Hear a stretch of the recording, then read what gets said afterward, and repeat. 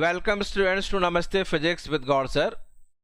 Wave optics के हम last portion की तरफ चल रहे हैं और उसमें मैंने आपको डिफ्रैक्शन का सिंगल स्लिट मतलब फ्राउनहोफर सिंगल स्लिट का मैंने समझाया और उसमें कुछ मैंने आपको बताया कि बहुत स्पेशल क्वेश्चंस जो नीट में या जेईई मेंस में आते हैं वो केवल डायग्राम बेस्ड ही हैं। देखो डायग्राम मैंने जो समझाया था ना, एक्सप्लेनेशन जो किया था उसको ध्यान से देखना, तो उसमें आपको मिल जाएगा।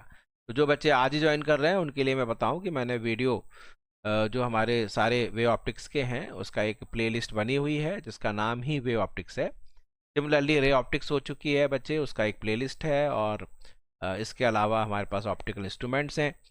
तो आज बच्चे हम वे ऑप्टिक्स को आगे बढ़ाएंगे, डिफ्रैक्शन थोड़ा सा करके फिर पोलराइजेशन की तरफ चलेंगे। इसमें एक बच्चे करेक्शन था लास्ट वाले, उसमें स्लिप ऑफ पेन था कि उसमें हमने सेंट्रल मैक्सिमा की ब्रेड्थ निकाल रहे थे, है ना, वहाँ मैंने गलती से सेकेंडरी लिख दिया था, उसको आप अभी मैं दिखा दूंगा, दुरुस्त कर लेंगे। तो चलिए बच्चे वीडियो लेक्चर की तरफ चलते हैं। लेकिन उससे पहले again we are very grateful to Namaste Kavita for providing us a small clip of motivational song जो हमारे बच्चों के लिए है, क्योंकि हमारे सारे जो व्यूअर्स हैं वो स्टूडेंट्स हैं। तो आप पहले थोड़े से मोटिवेट हो जाइए और मुझे बताइए, पोस्ट करिए बच्चे और कमेंट्स लिखिए कि आपको ये कैसा लग रहा है। तो बताना कमेंट्स पर, आप विजिट कम्युनिटी में जा सकते हैं। क्या आपके मन में आ रहा है वो आप लिख सकते हैं। तो लेट अस लिसन फर्स्ट। उंगली की पकड़ एक मरमी कोना फिर भी पापा दिल में बनाए रखना, कसम खुदा की खरा सोना बन के दिखाऊंगा। पापा ना देखो इस तरह मुझे, बेशक ना हो जाए मुझे खुद पर। छोटा हूँ अभी, नादा नहीं, समझ रहा और समझ जाऊंगा। ना छोड़ देना टोल मेरी, कसम मुझे मेरे पापा की, अपने पापा को। हरी भीड़ में पतंग सी उड़ान दिलाऊंगा।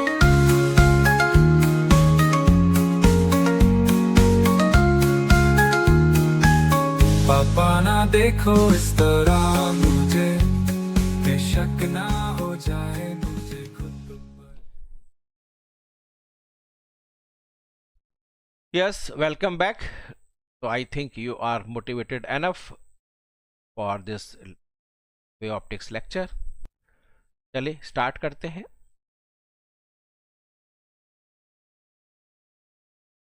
चलिए, ये जो मैं बच्चे आपको दिखा रहा था, थोड़ा इसको मैं करेक्शन में यहाँ दिखा देता हूँ।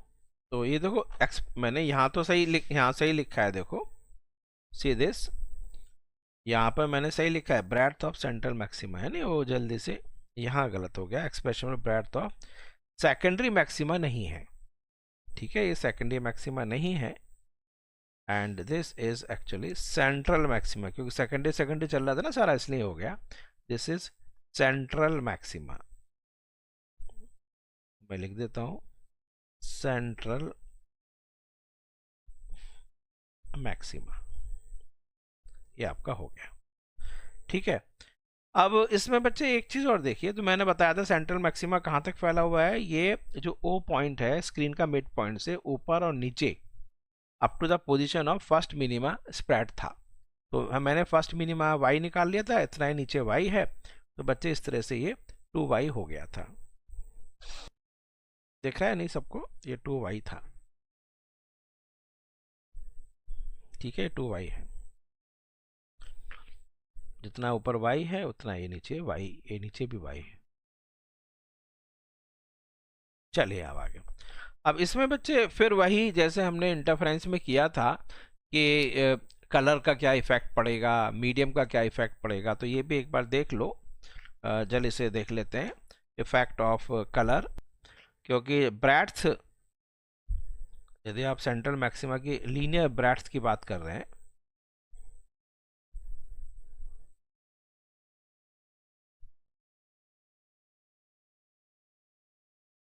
Linear breadth of central maxima,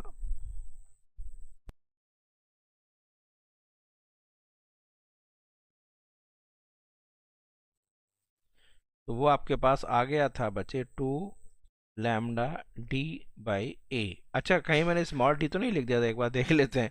D क्या, हाँ ये रहा, ये डी की आदत इतनी पड़ी हुई है। ये ए है। यहाँ भी इसको हमने करेक्शन कर लेते हैं, ठीक है। लैम्डा डी बाई ए था ना ये, तो ये lambda D by small A. Small D जो है इंटरफ्रेंस में होता है। चलिए, तो this is 2 lambda D by A. अब यहाँ पर आ रहा है बच्चे लैम्डा का इफेक्ट, तो ये आपके पास लीनियर ब्रेड्थ। तो अब आप देखना, इफेक्ट ऑफ मीडियम हम बात करें तो is directly proportional to lambda. Lambda पे डिपेंड करता है, तो इसका मतलब हम मीडियम की बात करेंगे, कलर की बात करेंगे, कलर्स। तो कलर के लिए आपको पता है कि लैम्डा रेड कलर का सबसे ज़्यादा है, इज मैक्सिमम।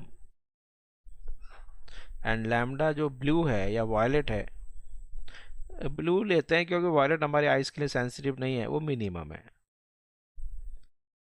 तो यदि हम बात करते हैं कि ब्रेड्थ ऑफ सेंट्रल मैक्सिमा किसकी ज़्यादा होगी, तो बच्चे रेड के लिए ये मैक्स ज़्यादा हो जाएगी। एक बात तो ये हुई। दूसरा हमारे पास मीडियम का इफेक्ट ऑफ मीडियम। तो इफेक्ट ऑफ मीडियम में तो वेवलेंथ तो चेंज होती है, आपको पता है कि आपके पास ब्रेड्थ, यदि मैं ब्रेड्थ ऐसे लिख देता हूँ, breadth in medium upon breadth in air, तो बच्चे ये lambda in medium and lambda in air हो जाएगा, और this will be again 1 by mu, यानी refractive index of medium with respect to air आ जाएगा। ठीक है, सब कुछ वही है जैसे हमने इंटरफेरेंस में किया था। अब इसी में बच्चे एंगुलर लिखना चाहो तो एंगुलर भी लिख लो, एंगुलर ब्रेड्थ।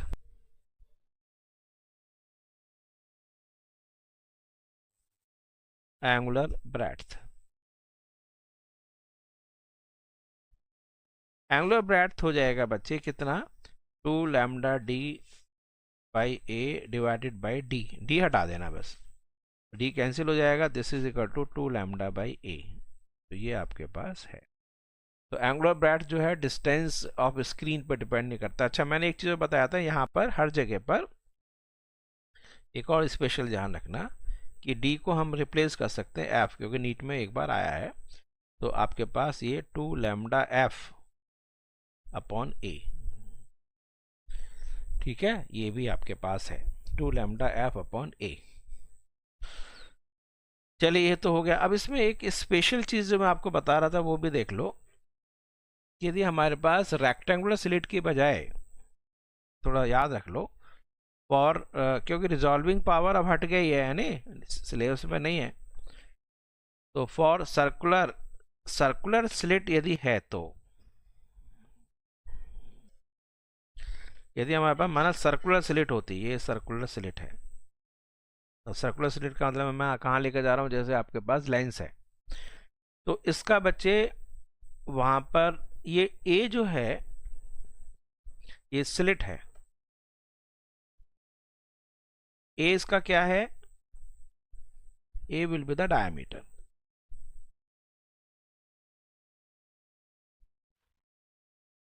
बच्चे स्क्रीन जो था वहाँ पर, जो स्क्रीन दिख रहा है आपको, स्क्रीन पर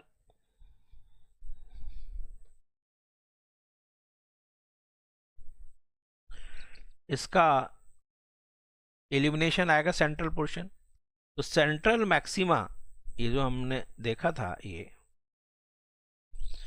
है सेंट्रल मैक्सिमा, है नहीं,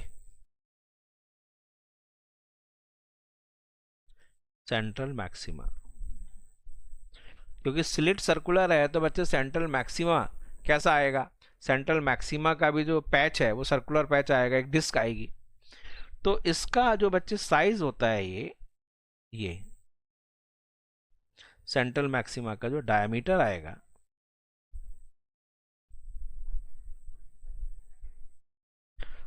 वो आता है, जो वहाँ 2 था ना, यहाँ पर 1.22 है, 1.22 लैम्डा। और ये बच्चे यहाँ से डिस्टेंस डी है, या एफ ले सकते हैं, फोकल लेंथ एफ भी होता है, लेंस है ना जैसे, तो इसको डी लिख सकते हो या एफ लिख सकते हो, डी अपॉन ए, या 1.22, मैंने बताया 1.22 लैम्डा एफ बाई ए, समझ में आ गया? 1.22 1.22, एक मिनट, ये पॉइंट है ये, ना कि 1.22, ठीक है, ये 1.22।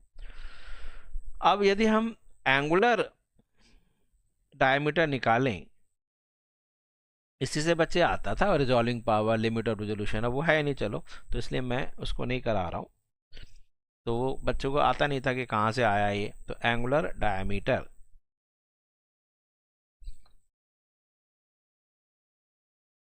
एंगुलर डायमीटर जो आएगा उसमें बच्चे 1.22 लैम्डा बाई ए हो जाएगा। 1.22 लैम्डा, ये पॉइंट जो है ना ये बिल्कुल डेसिमल है, ये 1.22 लैम्डा बाई ए। तो ये मैंने आपको कंप्लीट, अच्छा ये जो देखा था इसको कहते थे साइंटिस्ट, एयर ने देखा था, एयरीज डिस्क कहते हैं इसको, AIR अपोस्ट्रोफी एस, ये हो गया, ठीक है। तो ये टॉपिक खत्म हुआ। अब इसमें एक जो मैंने आपको इंटेंसिटी कभी बताया था, यदि आपको याद है, इंटरफेरेंस पैटर्न में, कि हाउ इंटेंसिटी वेरी, तो रिलेशन हमने निकाला, तो ऐसे यहाँ भी तो निकाल सकते हो। वहाँ तो हमने देखा था कि सेंट्रल जो ब्राइट फ्रिंज है उसकी जो ब्राइटनेस है उतनी ही ब्राइटनेस सारे मैक्सिमास की थी और ब्रैड्थ जो थी ना वो भी, मतलब फ्रिंजेस की जो ब्रैड्थ थी या फ्रिंज विड्थ मान लो, वो भी सबकी सेम थी। यहाँ पर क्या है देखो, मैं जल्दी से दिखाऊं, नेक्स्ट में इंटेंसिटी देख लेते हैं।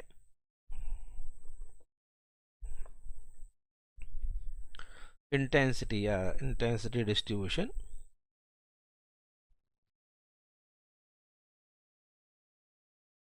सिंगल स्लिट लिखा जाता है ज़्यादातर आपके यहाँ, डबल स्लिट है और सिंगल स्लिट, वैसे ये आपको फ्राउनहोफर्स का चल रहा है, intensity distribution in single slit, ऐसे कह रहा है, इन सिंगल स्लिट।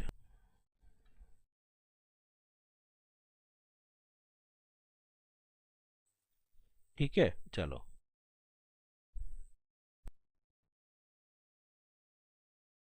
अब इंटेंसिटी डिस्ट्रीब्यूशन सिंगल स्लिट चलते हैं। तो इसमें आपको पता है जो मैक्सिमाज हैं, यानी मैक्सिमाज की हम बात करें, एक मिनट, फॉर मैक्सिमाज, तो A sine theta is equal to 0 था, तो ये तो सेंट्रल मैक्सिमा हो गया, है नहीं, ये तो सेंट्रल मैक्सिमा है। उसके बाद फिर 3 लैम्डा बाई 2, फिर 5 लैम्डा बाई 2, याद आ रहा है, ऐसे आपके पास चलता है। ये फर्स्ट मैक्सिमा, सेकेंडरी आता है फिर इसका नाम, फर्स्ट सेकेंडरी मैक्सिम, ऐसी बची सेकंड,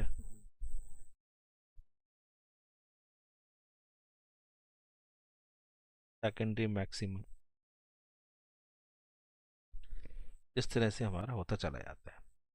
मिनिमास के लिए देख लो, ये आपके पास फॉर मैक्सिमा, फॉर मिनिमाज, एक मिनट, फॉर मिनिमाज,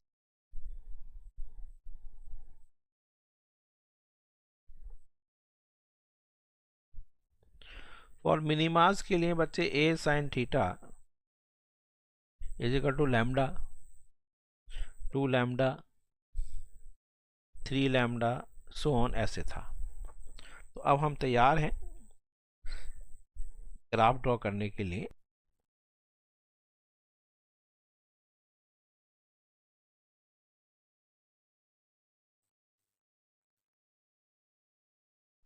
क्योंकि दोनों तरफ था ना स्क्रीन के, इसलिए हम दिखा रहे हैं। यहाँ पर हमने ये ओ ले लिया और यहाँ हम ले लेते हैं, चलो ए साइन थीटा ले लेते हैं। कुछ बुक्स में उन्होंने थीटा लिया है, lambda by A, 2 lambda by A, ऐसे भी ले सकते हैं। तो यहाँ मैं ए साइन थीटा ले रहा हूँ।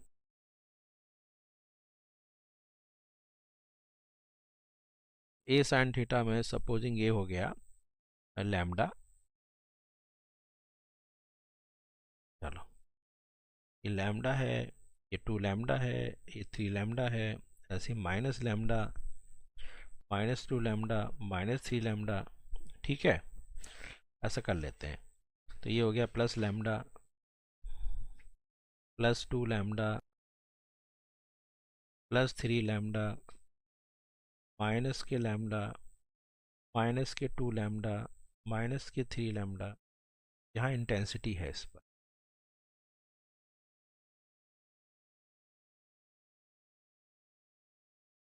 इंटेंसिटी हो गई।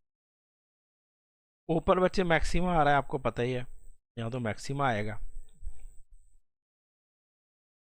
इसके बाद माइनस लैम्डा और प्लस लैम्डा पर आपको पता है मिनिमा आने वाला है, फर्स्ट सेकेंडरी मिनिमा। उसके बाद बच्चे फिर आता है 3 लैम्डा बाई 2, और उसकी ब्राइटनेस सबको पता है कम है, इंटेंसिटी कम है, यानी क्योंकि 1/3 पोर्शन से था। उसके बाद फिर यहाँ पर फिर मिनिमा आता है, फिर बच्चे 5 लैम्डा बाई 2 आता है, दिख रहा है, यानी ब्राइटनेस इसकी इंटेंसिटी कम होती चली आ रही है। उसके बाद फिर यहाँ पर मिनिमा आएगा, ऐसा होता चला जाएगा। तो मैं इसका ऐसे ग्राफ बना के दिखाऊं, लाइक दिस।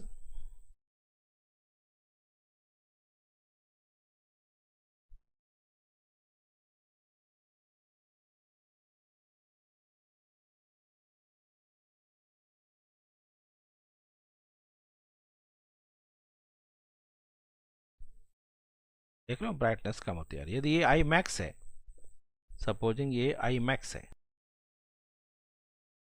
आई मैक्स, तो इसकी जो इंटेंसिटी है बच्चे ये है आई मैक्स अपॉन, ज़्यादा सिलेबस में नहीं है, मैंने कहा 22.5, और ये जो इंटेंसिटी है this is I max upon 62.5। तो कभी कभी ऐसे आपसे पूछ लेता है, तो ये I max upon 22.5 and this is I max upon 62.5। ऐसे आपको याद रख लेना है, आई मैक्स अपॉन कितना कितना ये आ रहा है। ठीक है, ये हो गया, क्लियर है। तो ये हमारा डिफ्रैक्शन का मैंने, अच्छा एक छोटी सी चीज़ और है, यदि आपने कभी देखा हो कि जो सोल्जर्स होते हैं उनका जब किसी से लड़ाई चल रही है, वॉर चल रहा है, जैसे कारगिल वॉर था या कहीं भी, तो आप देखते हो कि सबसे आगे एक सिग्नल कोर होता है हमेशा। किसी भी कंट्री के अंदर जब फौज जाती है, जो आर्मी जाती है या कोई भी डिप्लॉय करते हैं, तो उसके आगे सबसे पहले सिग्नल कोर होता है। तो सिग्नल कोर का मेन पर्पस होता है कि आपको एनिमी की पोजीशन बताना, ठीक है। तो वहाँ पर हम ये डिफ्रैक्शन का कंसेप्ट यूज़ करते हैं कि how, what is the distance of the enemy, या ऐसा मान के चलो सिग्नल को पकड़ना है, या तो ऐसे कर सकते हो, या आप अपना एक सोल्जर है और बीच में एक हिल पर है, फिर बीच में बच्चे वैली है, उसके बाद फिर हिल है, तो एक सोल्जर दूसरे सोल्जर, और दूसरे सोल्जर को मैंने दिखा के भाई सामने एनिमी है, तो वो अपने प्रीसीडिंग जो आपके पोस्ट है वहाँ पर कोई हिल पर है, तो उसको कैसे बात करे वो, यानी तो वो सारी बातें मैं आपको यहाँ दिखाता हूँ। बहुत अच्छा क्वेश्चन है कि कम्युनिकेशन के लिए हमारे पास एक फिक्स वेवलेंथ होनी चाहिए, वो सारी बातें चलती हैं। और वो उसका एक कंसेप्ट होता है, वो कंसेप्ट है फ्रेस्नेल डिस्टेंस, ठीक है, ये लिख लो, इंपॉर्टेंट पॉइंट है, फ्रेस्नेल डिस्टेंस। तो ये आप ये भी मान सकते हैं कि हम एक्चुअली में वेव और रे, तो कोई भी देखो, हमें ये जो नेचर है, बड़ा एम्बिगिटी तो है उसके अंदर, उसको समझना बड़ा मुश्किल होता है। तो इसी तरह से जो लाइट है बच्चे वो वेव्स के फॉर्म में भी होती है, वो पार्टिकल के फॉर्म में भी होती है। आगे पढ़ेंगे क्वांटम, क्वांटम माने पार्टिकल, फिर अगेन। तो बस ये ध्यान रखना कि जैसे आप घर से निकलते हैं तो बिल्कुल सीधे सीधे निकलते हैं एकदम, यानी, और घर में घुसते हैं बिल्कुल सीधे घुसते हैं, यानी पार्टिकल। जब भी वेव या लाइट इंटरेक्शन करती है किसी मैटर से, मैटर माने घर मान लो, या उससे एमिट होती है, तो पार्टिकल के फॉर्म में चलती है। तो आप घर से निकले, पार्टिकल सीधे सीधे निकले, और सड़क पर जो है घूमते हुए, क्योंकि सड़क टेढ़ी मेढ़ी है, तो आप ऐसे झूमते हुए जा रहे हैं। तो जब पार्टिकल या लाइट किसी भी सब्सटेंस या मैटर से निकलती है तो पार्टिकल के फॉर्म में, और जब चलती है तो वेव के फॉर्म में, ऐसे आप मान सकते हो। और जब किसी से इंटरेक्ट करती है तो फिर अगेन पार्टिकल। अब मुझे बताओ, झूमते हुए घर में घुसोगे क्या? घर के अंदर जो डोर है उसमें झूमते हुए जाओ ना, से टूट जाएगा आपका। तो आपको सीधा घुसना पड़ेगा, और निकलोगे भी झूमते हुए निकलोगे क्या? झूम बराबर झूम शराबी, ऐसे तो ना होता है। तो सीधा एक पार्टिकल के फॉर्म में चल निकलेंगे और एक पार्टिकल के फॉर्म में घुसेंगे। तो मैटर मतलब घर, और चलना है वो झूमते हुए चलना है वेव के फॉर्म में, ठीक है। तो लाइट का एम्बिग्युइटी समझ में आगे, डुअल, डुअल नेचर, कि जब भी किसी मैटर से इंटरेक्ट करती है या मैटर से निकलती है तो पार्टिकल के फॉर्म में, और जब वो इंटरेक्ट करती है तो ध्यान रखना, और जब वेव सॉरी मीडियम में चलती है तो वेव के फॉर्म में चलती है। तो चलो अब मैं यहाँ पर आपको लिमिटेशन भी दिखा रहा हूँ। ये जो टॉपिक है ना, ये लिमिटेशन का भी है। चलिए, लिमिटेशन ऑफ, इसको मान लो लिमिटेशन, बहुत अच्छा टॉपिक है ये, लिमिटेशन ऑफ रे ऑप्टिक्स। इसमें कंसेप्ट ये है कि यदि हमारे पास कोई स्लिट है, सपोजिंग ये स्लिट है बच्चे, ये स्लिट है, ठीक है, इसका साइज आपको पता पड़ रहा है ए है। तो वेव का बच्चे आपको पता है कि मैक्सिमम इफेक्ट यहाँ पर है, और ये मैक्सिमम इफेक्ट कहाँ तक होगा बोलो? जहाँ पर इसका फर्स्ट मिनिमा ना आ जाए। तो सेंट्रल मैक्सिमा का इफेक्ट मैंने बताया था फर्स्ट मिनिमा तक ना आ जाए। तो ये आपके पास सेंट्रल मैक्सिमा, मैक्सिमम इंटेंसिटी, और इसकी मैक्सिमम इंटेंसिटी कहाँ तक है? जहाँ तक फर्स्ट मिनिमा ना आ जाए। अब जितना आप आगे चलोगे, ये डी डिस्टेंस ले लेता हूँ मैं, जितना आप आगे जा रहे हैं, जितना आप आगे जाते जा रहे हैं, देखो ये, तो उतना ही बच्चे जो लीनियर बेंडिंग है वो बढ़ती चली जा रही है। तो एक ऐसा डिस्टेंस होगा जिसको कहते हैं फ्रेजनल डिस्टेंस, जहां पर जाने के बाद यदि उसमें linear bending size of slit के बराबर आ जाए, ए, ये ए है ना, तो इतना ही यदि ये हो जाए, तो इसका मतलब ये हुआ, इसका मतलब ये हुआ कि हम ये मान के चल सकते हैं कि लाइट ऑलमोस्ट बिना किसी डिफ्रैक्टेड के गई, यानी मैक्सिमम इंटेंसिटी यहाँ तक फैली हुई है। तो ये आप इसको यहाँ तक रे मानेंगे, जेड एफ तक हम रे मानेंगे। उसके आगे हम मानेंगे कि उसमें बहुत ज़्यादा अप्रिशिएबल यानी प्रशंसनीय बेंडिंग हो गई है, तो वो वेव बन गई। तो घर से थोड़ी दूर तक आप सीधे चलते हैं, उसके बाद जैसे ही आपने चेंज किया, पता नहीं क्यों दिखाने के लिए जा रहे हैं पेरेंट्स को हम बड़े सीधे हैं, तो जैसे आप मुड़े, अरे गली खत्म हुई, रोड खत्म हुई, तो जैसे मेन सड़क पर आए तो वहां फिर आप झूमने लगे, यानी वेव बन गए। ये मान के चलो। तो ये घर है, घर से पार्टिकल के फॉर्म में चले, हल्का हल्का हल्का हल्का हल्का, अब यहाँ से यानी मेन रोड आ गए, पर अब आप झूम जाएंगे, वेव बन जाएगी आपकी। तो यहाँ तक रे है, उसके आगे वेव है। चलिए, तो अब मैं बस ये लिख देता हूँ थोड़ा, ये आपके पास कहाँ तक आ रहा है? फर्स्ट मिनिमा की बात कर रहा हूँ मैं, ये फर्स्ट मिनिमा तक का है, फर्स्ट मिनिमा, फर्स्ट मिनिमा तक तो फैला हुआ है। चलिए आगे लिखते हैं। तो फ्रेजनल डिस्टेंस में आगे आपको मैं आगे लिख दूं, चलिए। तो फ्रेजनल डिस्टेंस का मतलब ये हो गया, the Fresnel distance Z F, Fresnel distance क्या है? द डिस्टेंस फ्रॉम स्लिट, यानी distance from slit where the linear जो डिफ्रैक्शन है या linear banding equals that of equals the size of लिख दो। अच्छा, मैंने बताया डिफ्रैक्शन तभी होता है जब साइज ऑफ स्लिट और वेवलेंथ ऑर्डर में होती है, सेम ऑर्डर में होती है, सेम साइज की होती है, सेम कंपेरेबल होती है, equals to the linear size of slit, linear size of slit. ठीक है, तो ये हो गया। तो इसका मतलब ये है, तो जरा देखो, फॉर फर्स्ट मिनिमा, यदि आपको याद है तो फर्स्ट मिनिमा के लिए ए साइन थीटा या A into theta is equal to lambda है, तो बच्चे theta is equal to lambda by A, और here theta is equal to ten theta लिख सकते हो, that is equal to A upon Z F. देख लो पीछे, चलो एक बार दोबारा देखो, तो ये हो गया ना, तो ये थीटा हो गया, ये मैं थीटा मान रहा हूँ फर्स्ट के लिए, तो theta is equal to A upon Z F. तो चलिए बच्चे दोनों को कंपेयर कर देते हैं, तो lambda upon a is equal to A upon Z F. तो जेड एफ जो है बच्चे, present distance is equal to a square upon lambda. तो यदि आपसे पूछता है up to what distance the light is suppose to be ray, तो रे का कहाँ है लिमिटेशन, कहाँ तक रहेगी रे, तो लिमिटेशन ऑफ रे, लिमिटेशन कैसे लिख दिया मैंने ये, तो लिमिटेशन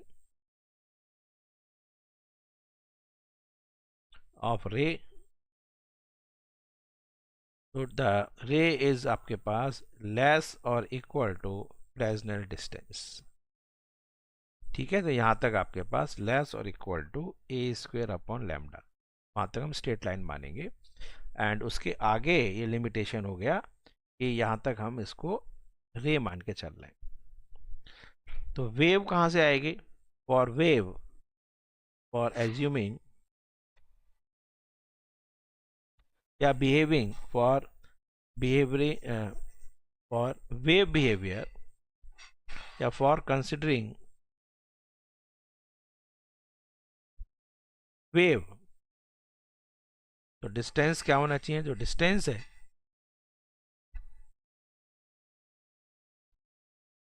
ठीक है, जो डिस्टेंस है आपके पास ये is greater than Fresnel distance, that is greater than A square upon lambda. ये बच्चे मैंने आपको इतना बढ़िया एक क्वेश्चन करा दिया। आपको समझ में आ गया फ्रेस्नेल डिस्टेंस क्या है, ये सारी चीजें थी। इसके बाद बच्चे एक और चीज चलते हैं, वो है एक क्वेश्चन जो मैं आपको युद्ध मैदान में लेकर चलता हूं। चलो आगे नेक्स्ट पीरियड पेज पर चलते हैं। एक क्वेश्चन है, चलो युद्ध मैदान में चलते हैं, युद्ध मैदान में चलते हैं, और देखो बच्चे यहां पर ये एक हिल है और यहां पर एक हिल है, नीचे बच्चे और वैली है ना, तो वैली में नीचे यहां पर आ रहा है, यहां पर बच्चे एक कोई सोल्जर है,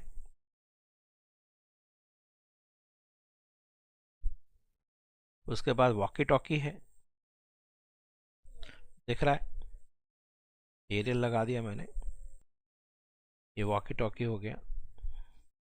ऐसे बच्चे यहाँ पर भी एक दूसरा सोल्जर है, मैंने जानबूझ के चेहरे नहीं दिखाए, यानी पता ना पड़ जाए, we do not want to reveal the identity of our soldiers तो मैंने उनका केवल डिवाइस दिखा दिया। तो ये बच्चे, इनके बीच में जो डिस्टेंस है ये सपोजिंग 100 किलोमीटर है, और इस लाइन से जो बच्चे वैली का जो डिप्रेशन आ रहा है ये सपोजिंग 20 किलोमीटर है या 20 मीटर है। तो अब ये पूछ रहा है कि वेवलेंथ क्या होनी चाहिए, फाइंड द वेवलेंथ अब देखो सेट करते हैं ना, आप देखते हो जो आपका सिग्नल कोर में जो सोल्जर्स हैं वो एक्चुअली में अपनी फ्रीक्वेंसी मैच करते रहते हैं। तो फ्रीक्वेंसी मैच कैसे करना है कि ये किस वेवलेंथ की वेव भेजे जिससे कि ये सीधी इसके पास पहुंच जाए, यानी कि बैंडिंग ना हो, यानी फ्रेजनल डिस्टेंस कहाँ तक होगा बच्चे? ये तो हो गया स्लिट ए हो गया। फ्रेजनल डिस्टेंस बच्चे यहाँ से यहाँ तक का स्लिट से लिखा था मैंने, this is the Fresnel distance. तो फाइंड वेवलेंथ फॉर communication.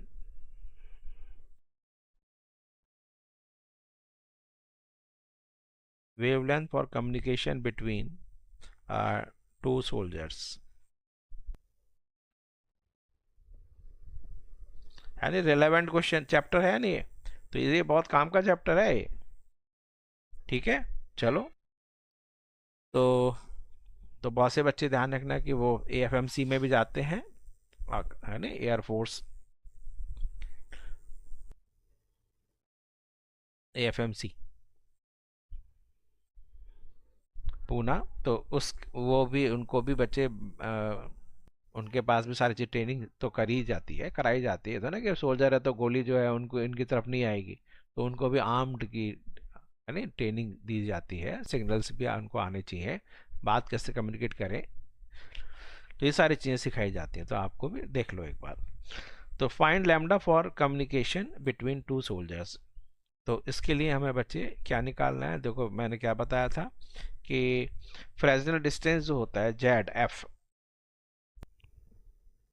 वो कितना है जरा बताओ? a² ये था ना, जरा एक बार देखो पीछे, a² यस। तो यहां पर हियर फ्रेजनल डिस्टेंस कितनी है? दैट इज 50 किलोमीटर, 100 मत ले लेना। साइज ऑफ स्लिट मानी जाएगी बच्चे 20 मीटर, ठीक है, तो ये हो गया 20 मीटर। तो लैम्डा कितना हो गया? तो lambda is equal to a²/ZF। तो a² कितना है? a² is equal to 20 metre by 20 metre upon ZF is 50 kilometre, kilometre को मीटर में चेंज कर लिया 1000, तो इतने मीटर आ गई। तो ये आपके पास बच्चे ये 5 से काट देते हैं, 5 4 20, तो 8, तो लैम्डा आ गया बच्चे 8 × 10⁻³ मीटर, यानी करीब करीब आपके पास 8 मिलीमीटर है।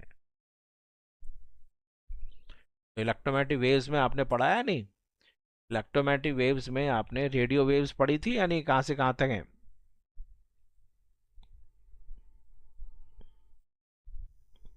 भाई याद आ रहा है नहीं आपको? जरा बोलो। ये विजिबल पोर्शन था, है नहीं, वेव की ओर। इसके बाद इंफ्रारेड था 10⁻⁻4 तक। उसके बाद बच्चे एक्सरेज था 10⁻⁻1 मीटर। फिर यहाँ से लेकर 10⁻³ मीटर तक, किलोमीटर तक, ये बच्चे रेडियो वेव्स थी। सॉरी, ये मैंने गलत लिख दिया, इंफ्रारेड है, सॉरी माइक्रोवेव्स, मैं गलत बोल रहा हूँ यहाँ पर। तो दिस वाज माइक्रोवेव्स, इंफ्रारेड के बाद माइक्रोवेव्स था। ये विजिबल है, ये आपके पास 4 × 10⁻⁷ मीटर से करीब करीब 7.8 × 10⁻⁷ मीटर, ठीक है, इस तरह का था। ये विजिबल पोर्शन है, आपकी आंखें केवल इतने पोर्शन को देख सकती हैं, विजिबल पोर्शन। ये इंफ्रारेड है, फिर माइक्रोवेव्स हैं, उसके बाद रेडियो वेव्स, ये रेडियो वेव्स हैं। तो जो भी कम्युनिकेशन होता है बच्चे वो रेडियो वेव्स में होता है।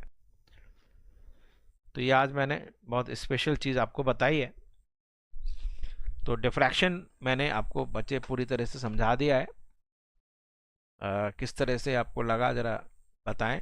और अब आगे जो है टॉपिक जो है हमारा चलेगा पोलराइजेशन, तो उसको हम स्टार्ट कर दें, तो थोड़ा थोड़ा बता देते हैं पोलराइजेशन, या फिर नेक्स्ट पीरियड में लग करें, एक साथ ही कर देंगे, मेरे ख्याल में ज़्यादा अच्छा रहेगा, क्यों? तो आज इसको यहाँ ख़त्म करते हैं। तो डिफ्रैक्शन तक हमने फिनिश कर दिया है, आई थिंक हमारा 3-4 लेक्चर ही हुए हैं, और 1-2 लेक्चर में हमारा पोलराइजेशन ख़त्म हो जाएगा, न्यूमेरिकल्स भी करेंगे, तो आपका पूरा आप कंफर्टेबल हो जाएंगे। तो I end the meeting now, okay.